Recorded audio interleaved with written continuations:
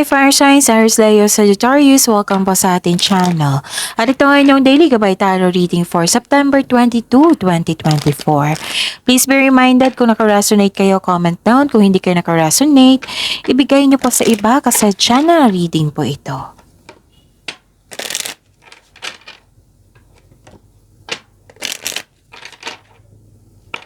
This is for you, Aries Leo Sagittarius, ngayong September 22, 2024.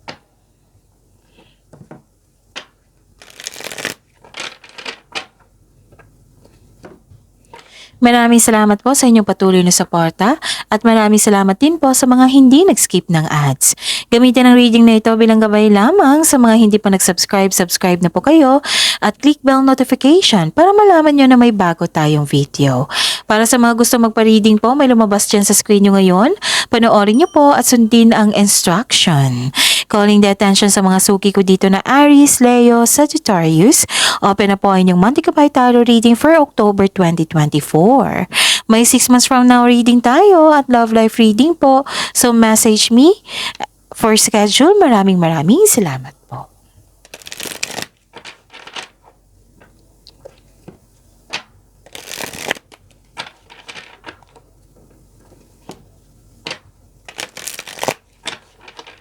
Para po ito sa inyo, Aries, Leo, Sagittarius, ngayong September 22, 2024. Spirits Guide, mga ganap po para kay Aries, Leo, Sagittarius, ngayong September 22, 2024. I need 3 cards po.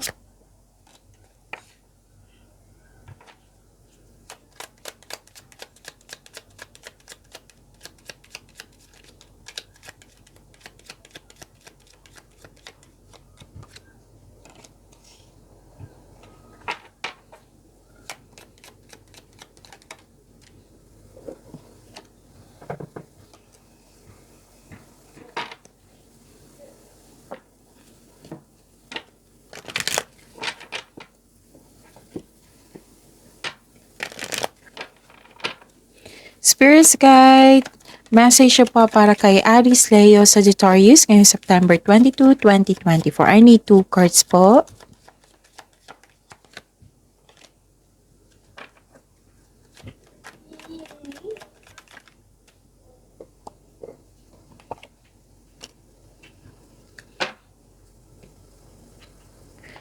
Aries, Leo, and Sagittarius ngayong September 22, 2024. Wow!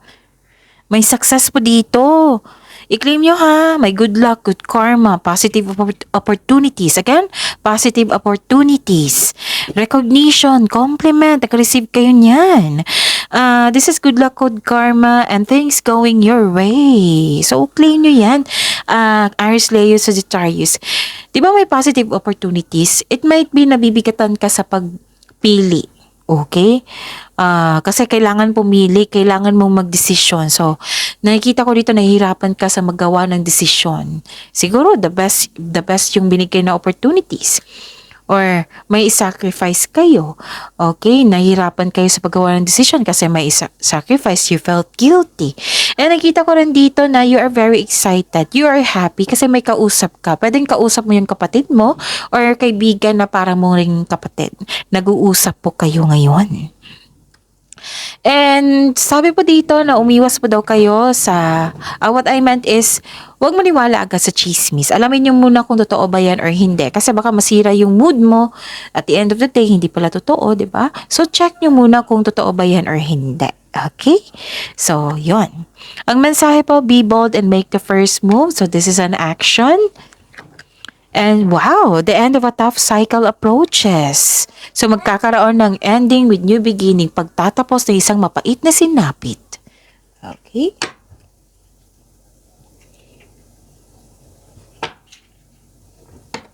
Spirits Guide, ano po yung energy ni Aries, Leo, Sagittarius ngayong September 22, 2024?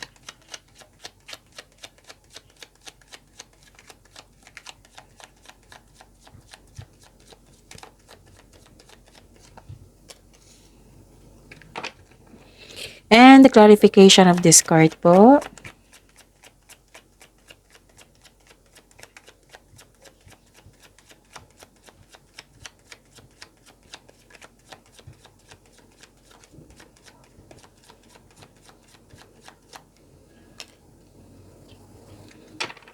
Okay. This is a daily reminder para hindi nyo makalimutan. May mga new subscriber din tayo para hindi kayo malito, maguluhan, okay? Panoorin nyo po yung last 4 days kabay tarot reading nyo po. Like for example, napanood nyo ito ngayong September 22, 2024. Panoorin nyo po yung September 21, 20, 19, 18. Kung may nakita kayo or narinig kayong repeating message, kailangan nyo po iyan bigyan ng atensyon. Kung maaari po, bigyan nyo po ng solusyon at aksyon. Again, calling the attention sa mga suki ko dito na Aries, Leo, Sagittarius. Open na po ang inyong monthly kabay tarot reading for October 2024. May 6 months from now reading tayo at love life reading po. So message me for schedule. Maraming salamat po. What is your energy? Wow, ang ganda naman. Nakikita ko dito na nagkaroon ng success, 'di ba? So, 2 card na po nagsabi dito na may success po na mangyayari. And nagkaroon ng enjoyment. Okay? A time of enjoyment and you're feeling safe. Naging wais ka sa pag-handle ng iyong finances. Hindi ka rin madamot at the same time. Masaya ka makatulong sa kapwa mo. Nagpaplano ka ng bakasyon ngayon at bigyan ng oras ang sarili mo. Deserve mo ito dahil naging masipag ka sa iyong buhay karera. May na-promote din dito sa trabaho, marami kang orders, customers, clients, proyekto. Yun. So, I consider this is your lucky day. Kasi yan yung sabi ng card nyo dito eh. Lahat ng tinanim mo nagbo-bloom. And you've been doing a great job to love yourself. Yes. So, do something special for yourself, lalo na yung bakasyon, pahinga. Treat mo yung sarili mo kasi deserve mo ito. Oo. So, yun.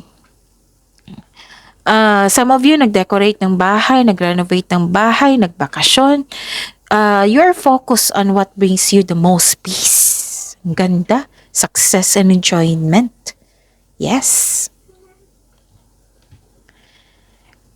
So, may abundance dito. Parang may hinihintay ka dito, no? Pero itong paghihintay na ito, this is not cancel. Hindi to siya cancel. Matutuloy ito, magkakaroon lang ng delay. Okay? And actually, ay may nakita kong abundance dito. Okay? Pwede din na nagkaroon ng delay sa pera. Kasi weekend ngayon, di ba? Walang bangko. Example po iyan. O may dahilan sa bawat delay. Delay sa pagdating ng tao, ng sitwasyon na gusto mong may mangyari. So that is delay. So at least alam nyo yung delay na pating is abundance. Okay, so claim nyo yan yung abundance na yan. Aries, Leo, Sagittarius. Okay, may reminder on card nyo dito, Aries, Leo, Sagittarius, na may dumating na opportunity na hindi mo napansin. O, paano ba yan, Miss Jav? Ano ba yung opportunity na yan? So, connect kayo sa inyong intuition. Kailangan mo ng time for reflection dito kasi sa sobrang busy mo ito, hindi mo napansin na may opportunity na dumating.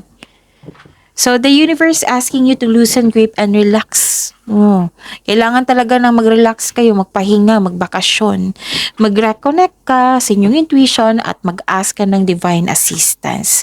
So, yon. At saka, sabi po ng card dito, di ba may dumating sa inyo na abundance. O, kaperahan to. May kaperahan na dumating, di ba? Yung maraming opportunity, yung busy kayo ngayon kasi clients, customers, projects, yung makatanggap ka ng pera. So, ang sabi ng card dito, na pag-ingatan nyo po ang pera na na-receive nyo. Okay? Kasi parang, iwas na lang po kasi may nakita kong loss of money dito. Kasi ang loss of money pwedeng nagkasta, pwedeng nawala, kinuha. So, pag-ingatan. So, at least, alam nyo na ngayon, ha? Oo, be careful. Ingatan nyo mga bagay-bagay dyan na importante sa inyo. Okay? Baka magpagasta kayo ngayon. Di ba? Weekend. Oo. So, ingatan nyo po ang kaperahan nyo para hindi kayo mapagasta. Okay? Spirits Guide. Career and money po ni Aries, Leo, Sagittarius ngayong September 22, 2024.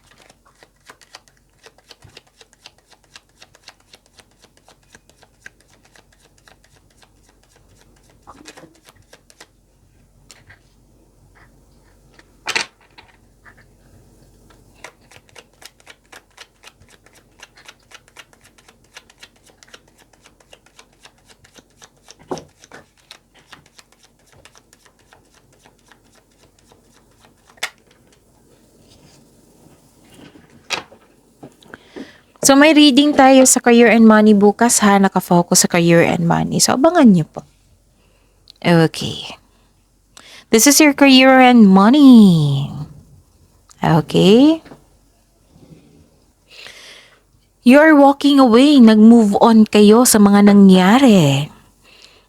Some of you na ready nang iwan yung trabaho mo, posisyon mo. Gusto mo magkaroon ng growth and expansion So, tinalikuran mo at nag-move forward kayo. So, most likely, career change ang iba sa inyo. Pwedeng iniisip nyo or ginawa na nyo lang ngayon. Nag-decide na talaga kayo ngayon. Yung binigyan mo na ng action, yung iba dito. Gumawa kayo ng action para umalis dyan. Lumipat. This is movement. Actually, nabibigatan ka, pero kailangan mas nangingibabaw yung gusto ko talaga magkaroon ng growth and expansion. So, kailangan kong may i-sacrifice. So, ito pala yung sinabi dito sa oracle nyo na sacrifice. Okay? Decided na kayo dito para masunod yung gusto mo sa buhay, ambition mo sa buhay. This is movement, this is transition po. Okay? Pwedeng mabigat sa loob mo kasi ayun nga, syempre, comfort zone yan Aalis ka sa comfort zone mo. Tapos, nakikita ko dito na kung nag-aantay ka ng job opportunity or contract, there may be delays and frustration. So, that is very normal. Instead ma-frustrate kayo, attract positivity.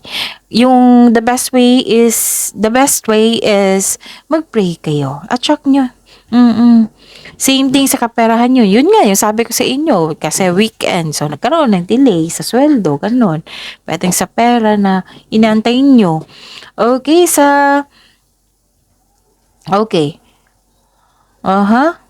delay naman ito Hindi mo naman ibig sabihin na cancel yan or hindi totoo. Delay lang po. Okay, pwede din nagkaroon ng delay kasi yung nagdadalawang isip ka, kasi may sacrifice ka, 'di ba? Kasi may iwan ka, may aalis ka sa comfort zone mo, ganun. Okay? Sa kaperahan, huwag magdesisyon agad na mag-invest o maggasta sa isang bagay. Yun yung sabi ko sa inyo kanina pa. May na-receive kayong money, right? So, ingatan nyo ang kaperahan nyo. Baka mapagasta kayo kasi nakita ko dito na pinagsisihan yun, gumasta kayo So, sa ngayon, narinig nyo to ngayon. So, kung pwede, huwag kayong gumasta ngayon. Okay? May sabi din dito na huwag magdesisyon agad na mag-invest o maggasta sa isang bagay. Kailangan nyo, ito kung mag-invest kayo, pag-isipan nyo mabuti, gather kayo ng factual information kung totoo ba yan or hindi. Okay? So, kailangan you need time to reflect. Okay? Kailangan ng time for reflection dito. Kung paano yan gagawin, search nyo sa Google po. Time for reflection. Kasi andyan lahat Spiritual awakening, realization, assessment, pahinga, andyan na. Solusyon sa problema, andyan na rin. Okay? So, this is a clarification of your cards here na nag-take ka ng action. Be bold and make the first move. Okay? Nag-take ka na ng action dito. Para sa magkaroon ng growth and expansion. May iiwan ka. May i-sacrifice ka. You felt guilty pero magkakaroon ito ng moving forward. Nagbigay ka rin ng pasensya. Okay? So, yun. Spirit's Guide. Love Life, Self-Love, Partnership, and Romance ni Aries, Leo, Sagittarius ngayong September 22, 2024.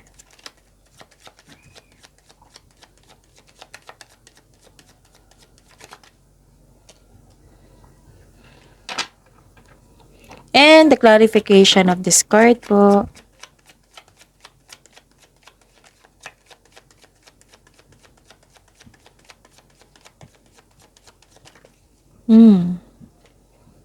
So, isa lang kunin natin yung nauna. Okay. Maraming salamat po sa patuloy na tiwala at suporta sa ating channel. At maraming salamat din po sa mga hindi nag-skip ng ads. May lumabas dyan sa screen nyo ngayon. Panoorin nyo po kung gusto nyo po iyan, then follow instruction. Huwag kayong mawalan ng pag-asa. This is good. Why? Nag-decide kayong mag-stop overthinking. Kinakaya mo ang sitwasyon. Okay? Kasi dati, pwedeng the other day, nagkaroon kayo ng anxiety or pag-alala. Nakikita ko dito. And now, na nag-decide kayo na mag-stop overthinking. Ayaw mo na mag-overthink. Kinakaya niyo ang sitwasyon. This is very good kasi you are moving forward. So, kaya nga may nangyaring the end of a tough cycle approaches kasi mismo ikaw, tinulungan mo yung sarili mo to stop overthinking na yan. Okay? So, yun. This is very good ha, para mawala itong stress mo. So, nagpasya ka, patulungan mo yung sarili mo. Kinakaya mo ang sitwasyon. Okay? Ano pa? Nakita ko rin dito na may ganap pala na selos. May ganap na selos or insecurity. May taong hindi totoo sa inyo. Or pwede din kayo ito na hindi totoo sa inyong feelings, na nagkaroon kayo ng insecurity. Like, wala ka ng panahon sa sarili mo, ganun. Pero nakita ko talaga dito na may taong hindi totoo sa inyo. Kaya nga may sabi ang card niyo po dito na huwag maniwala agad sa chismis. Alamin niyo muna kung totoo ba yan or hindi. Okay? So may ganap na selos, insecurity. Mag-ingat sa taong ito kasi hindi niya pinapakita yung totoong siya. Pwede din, nasabi ko na no, nung nakaramdam ka ng insecurity sa sarili mo na wala ka ng time sa inyong sarili. So, anong dapat gawin? Take time to pamper yourself. Bigyan ng oras ang iyong sarili. Kasi this is, pahalagaan ng sarili, time. Huwag niyong hayaan na may magreklamo na ano ba yan, Aries, Leo, Sagittarius. Wala ka ng panahon sa sarili mo at wala ka ng panahon sa buhay, pag-ibig or sa pamilya mo. Puro ka na ng trabaho, ganun. Huwag mong hintayin na may ganyan, na may magsasalita dyan. So take time, mismo aminado kayo na wala kayong sapat na time sa inyong sarili. Okay? So now, nagpasya ka na mag-stop overthinking, you're helping yourself, and this is the part of your personal development. So, yun. This is a movement also, ha? Be bold and make the first move. Movement also to. Kasi tinutulungan mo yung sarili mo. Kasi may concern din kayo dito na you felt unworthy, ganun, wala siya, pwedeng concern mo ito na wala siyang binigay na halaga sa inyong relasyon or sa inyo. Nag-self-pity ka dito, some of you. So, this is personal development kasi alam mo yung problema. Tinutulungan mo yung sarili mo kung paano mabigyan ito ng solusyon. Okay? And please be reminded, kung may problema sa career and money, huwag niyong dalhin sa bahay. Para hindi kayo mahirapan. Kung magkaroon ng solusyon sa problema sa career and money, at least, diba, stable pa rin yung iba. Okay? Yun. So, para ma-okay yung mood mo, kausapin mo yung kapatid mo or kaibigan mo na para mo rin kapatid. Kasi nakikita ko dito, happy kang kausap siya. So, yun. That is the solution also. Malay mo na magbigay siya ng suporta sa iyo. Companion, samahan ka niya. Okay? So, kapit tayo dito sa end of tough cycle approaches. Itong pagtatapos sa isang mapait na sinapit kasi nagkaroon ng hardship eh. So, focus tayo sa binigay na success dito sa kaperahan mo, sa career mo. Okay? So, this is good luck. This is good karma. This is your lucky day. Matatapos din tong mga nararamdaman mong bigat kasi you're helping yourself. So, pumasok na yung good luck and good karma and things going your way. So, yun. Positive affirmation ay kailangan. I am loved, I am healthy, I am blessed. Importante yan. So, see you tomorrow, Aries, Leo, Sagittarius. Please like, subscribe, and click the button for notification para updated po kayo sa daily tarot reading natin. Maraming salamat po.